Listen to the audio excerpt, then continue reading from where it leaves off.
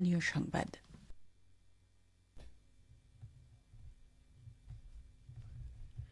আসসালামু আলাইকুম। বাংলাদেশ বেতার রাজশাহী স্থানীয় সংবাদ পড়ছি শাহানা পারভিন। আন্তর্জাতিক নারী দিবস আজ। বাংলাদেশ সহ সারা বিশ্বে সমাজ ও পরিবারে নারীর কৃতিত্বকে স্মরণ ও সম্মান জানাতে প্রতি বছর এই দিনটি পালন করা হয়। জাতিসংঘ ১৯৭৫ সালে ৮ই মার্চকে আন্তর্জাতিক নারী দিবস হিসেবে স্বীকৃতি প্রদান করে। এবছর দিবসের প্রতিপাদ্য হচ্ছে অধিকার, সমতা, ক্ষমতায়ন, নারী ও কন্যার উন্নয়ন।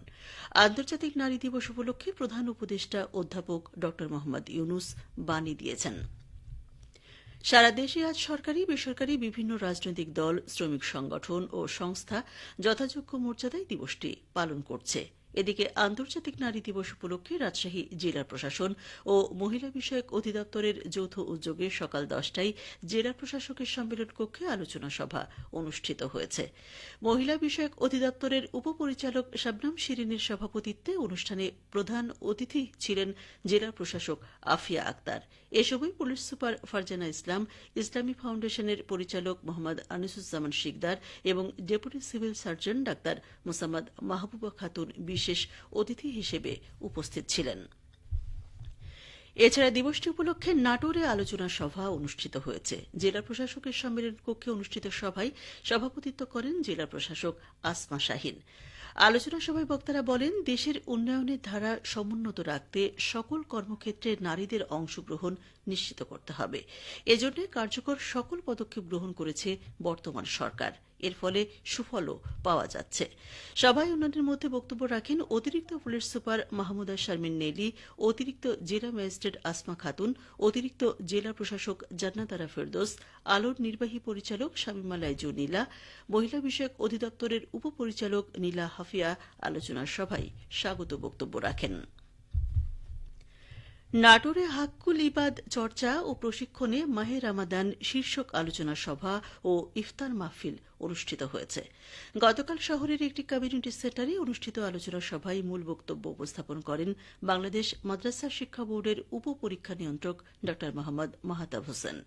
স্বেচ্ছাসেবী সংগঠন লাইফ ফর লাইফের সভাপতি ও নওগাঁ বিশ্ববিদ্যালয়ের রেজিস্ট্রার ড মোহাম্মদ আলাউদ্দিনের সভাপতিত্বে অনুষ্ঠানে প্রধান অতিথি হিসেবে বক্তব্য রাখেন নাটোরের পুলিশ সুপার মোহাম্মদ আমজাদ হোসাইন। মূল বক্তব্যে ড মোহাম্মদ মাহতাব হোসেন বলেন, মানুষের প্রতি মানুষের অধিকারকে হাক্কুল ইবাদ বলা হয়। মানুষের অধিকার প্রতিষ্ঠা তথা দায়িত্ব পালনের মধ্য দিয়ে বান্দা মানসিক প্রশান্তি লাভ করেন, মহান আল্লাহর সন্তুষ্টি অর্জন করা সম্ভব হয়। ফলে দুনিয়ার কল্যাণ এবং আখিরাতের মুক্তি লাভ করা সহজ হয়। পাবনার বৃত্তিপ্রাপ্ত ৩ শতাধিক শিক্ষার্থীকে সংবর্ধনা ও পুরস্কার প্রদান করেছে কিশোর কণ্ঠ ফাউন্ডেশন। গতকাল পাবনা বনমালী শিল্পকলা কেন্দ্রে এই সংবর্ধনা দেওয়া হয়। কিশোর কণ্ঠ ফাউন্ডেশন পাবনা জেলার চেয়ারম্যান ফিরোজ হোসেনের সভাপতিত্বে অনুষ্ঠানে প্রধান অতিথি ছিলেন পাবনা সদর উপজেলার নির্বাহী কর্মকর্তা নাহারুল ইসলাম।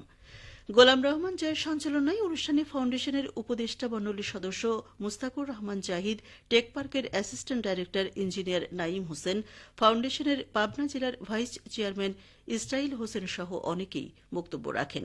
এ সময় বক্তারা বলেন, একাডেমিক শিক্ষার পাশাপাশি সন্তানকে নৈতিক ও কোরআন হাদিসের শিক্ষা দিতে হবে, কারণ খোদাভীতি না থাকলে দেশপ্রেমিক মানুষ হওয়া যায় না।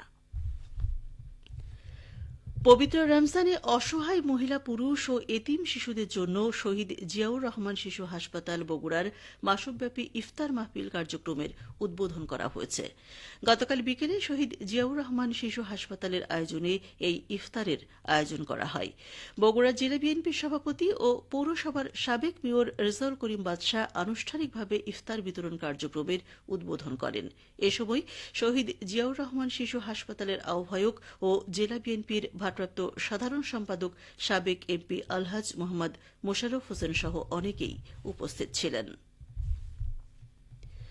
নওগাঁয় দিন দিন চীনের বেজিং বা পেকিন জাতের হাঁস পালন জনপ্রিয় হয়ে উঠছে। মাংস উৎপাদনের পাশাপাশি গ্রামীণ নারীদের ভাগ্য বদলে দিচ্ছে এই পেকিন হাঁস। ইতোমধ্যেই জেলায় পেকিন হাঁসের শতাধিক পারিবারিক খামার গড়ে উঠেছে। সংসারের কাজের ফাঁকে গৃহবধূরা বাড়ির উঠানে আধুনিক পদ্ধতি অনুসরণ করে কেউ মাচাই আবার কেউ খাঁচাই পারিবারিক খামার গড়ে তুলেছেন। দ্রুত বর্ধনশীল এই হাঁস পালন করে আর্থিকভাবে স্বাবলম্বী হচ্ছেন নওগাঁ সদর ও বদলগাছি উপজেলার শতাধিক গৃহবধূ। নওগাঁ সদর উপজেলার প্রাণী সম্পদ কর্মকর্তা ড মোহাম্মদ আমিনুল ইসলাম বলেন, পেকিন হাঁস দ্রুত বর্ধনশীল হওয়ায় একদিকে খামারিরা লাভবান হচ্ছেন, অন্যদিকে আমিষের চাহিদা পূরণ হচ্ছে। নওগাঁ হাঁস প্রজনন খামার ও প্রাণী সম্পদ বিভাগ থেকে খামারিদের মাঝে স্বল্প মূল্যে বাচ্চা সরবরাহ, খামার স্থাপনের কৌশল, অন্যান্য কারিগরি ও প্রযুক্তিগত সহায়তা প্রদান করা হচ্ছে। সবশেষে আবহাওয়া। আজ দুপুর 12টায় রাজশাহীতে তাপমাত্রা ছিল 29.7 ডিগ্রি সেলসিয়াস। এ সময় বাতাসে আপেক্ষিক আর্দ্রতার পরিমাণ ছিল 30%। রাজশাহী পার্শ্ববর্তী এলাকায় আজ ইফতার সন্ধ্যে 6:14 এবং আগামীকাল সেহরির শেষ সময় ভোর 5:01। সংবাদ শেষ হল। আমাদের পরবর্তী সংবাদ দুপুর 2:05।